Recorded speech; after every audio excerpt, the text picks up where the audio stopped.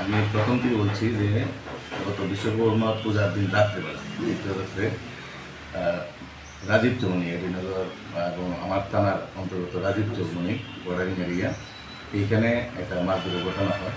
মারধরের ঘটনায় শুভঙ্কর সাহা নামে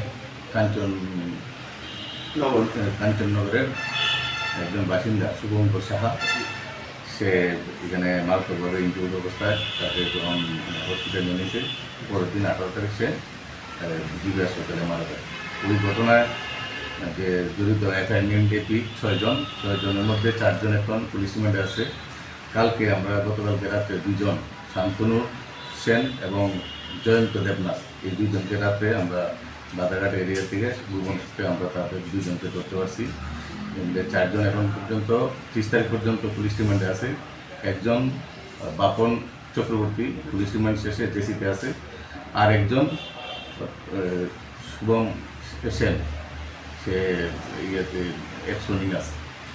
এবং এইটা আমরা সুষ্ঠুভাবে তদন্ত চেষ্টা করতে পারছি এবং সত্য জোরদারেরা প্রস্তুতি চলছে এবং যাতে আসামি কেউ ছাড়া না পায় বা তাদের যাতে সামনে কনভিকশন করতে পারে বা আমাদের তরফ থেকে সুষ্ঠু তদন্ত